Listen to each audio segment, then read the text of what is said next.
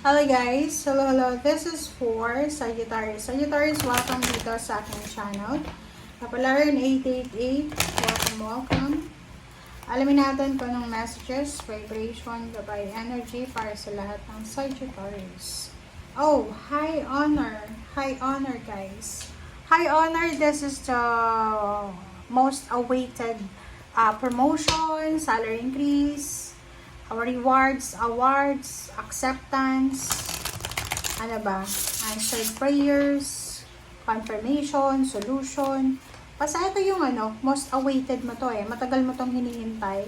Yung parang hinihintay mo na appreciation. Maybe sa relationship, hindi ka na-appreciate, sa loob ng trabaho, sa negosyo, o yung parang parang feeling mo, kumikilos ka, marami kang ginagawa, pero walang sino man ang nakakabigay ng appreciation or walang sino man ang nakakakita ng ginagawa mo. Okay? Next card natin, there's a blessings here. So, sinasabi, maraming biyaya ang posibleng sasaboy sa buhay mo. So, ihanda mo yung sarili mo kasi kung ano man ang ginagawa mo sa ngayon, Sagittarius, expect the blessings, the recognition. Kumbaga, sinasabi, especially sa'yo, kung ikaw ay Sagittarius na naghihintay ng blessings, simula December, January, February, March, possible ka na makatanggap ng blessings. So, this is blessings from heaven, from your angels, and from your guides. Naka-destiny siya na blessings. Or yung iba, pwedeng yung blessings na darating sa inyo because of your hard work.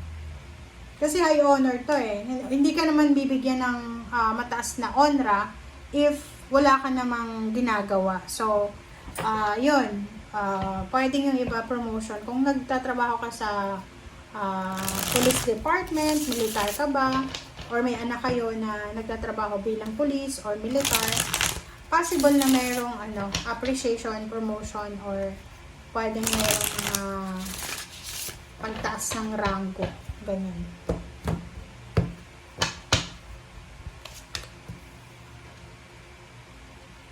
Okay, Four of Swords, Page of Cups, and the Two of Cups, Three of Cups, and Two of Swords, and Nature, and Two of Pentacles.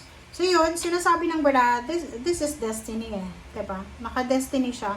So, kung ano man tong exciting na financial improvement, financial balance, financial blessings na darating sa'yo, Sagittarius, talagang naka-destiny siya. Kumbaga, walang sino man ang makakapigil na to, na biyaya na to. Like, eto na high honor na to Pinagpaguran mo yan pinagsipagan mo yan, sinacrifice mo siya.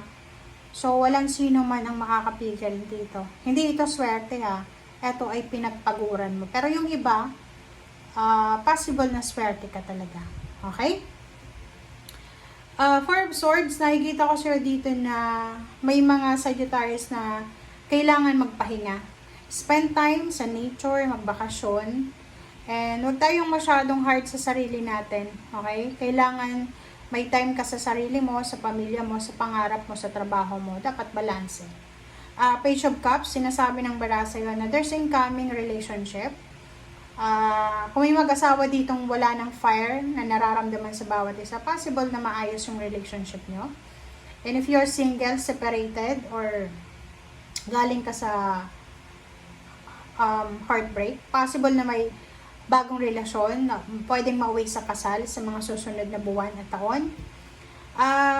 Nakikita din natin dito sa parang meron ditong Sagittarius na kung babae ka na Sagittarius, pwedeng ino-offeran ka ng kasal or ino-offeran ka ng business ng isang tao, but hindi ka makapag-desisyon. Parang hindi ka makapag-desisyon kung tatanggapin mo itong offer na to na pagmamahal or offer na to na trabaho. So, comment down below if you resonate.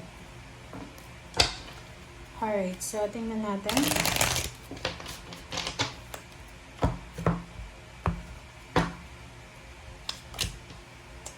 The Sun. Ten of Wands. Wow. Congratulations talaga, so. Ito yung mga blessings na parating sa'yo. Diba? Yan yung mga blessings. So, ang nakikita ko sir dito, in the near future, especially sa katapusan ng 2025, going to 2026, meron dito na mga Sagittarius na sobrang magiging masaya kayo. You are super grateful. You will be super grateful and thankful. And ma-appreciate nyo talaga yung mga efforts na ginawa nyo. And may iba sa inyo dito na maiiyak ka sa sobrang saya, sa sobrang tuwa. Kasi akala mo hindi ka na makakaalis. Akala mo hindi mo na ma-overcome yung pagsubok na pinagdaanan mo, especially maybe May, June, July, August, parang ganun.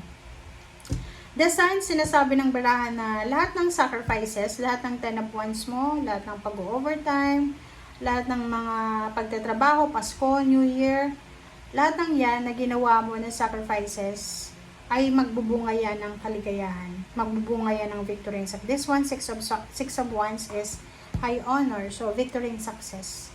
Diba?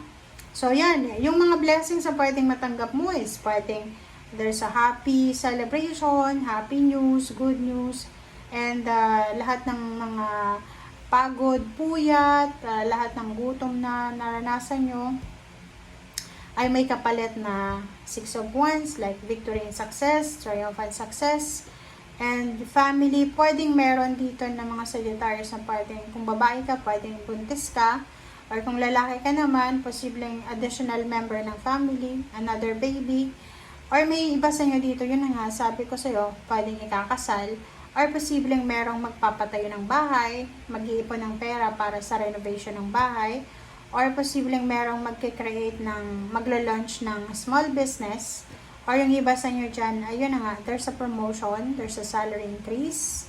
At ang pinaka-literal dito na message ng baraha sa'yo, ihanda mo ang sarili mo para sa pag-angat mo sa buhay. Kumbaga,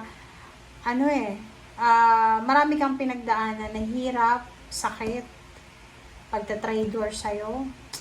Marami kang pinagdaanan na ngayon is masasabi mo sa sarili mo na deserve mo ito, na blessings, deserve mo yung biyaya or pagpapala na ito. Parang ganon. Okay? So, yon. Okay? So, kung makikita mo dito sa baraha mo, kung nagpaplano ka na magpakasal, and hindi ka makapag-desisyon, possible na may ikakasal because of unexpected pregnancy, may pwedeng magta-travel for work or for business or for leisure, for vacation. Pero dito sinasabi, may magta-travel talaga for vacation. Okay? So, thank you guys for watching and see you again. Bye!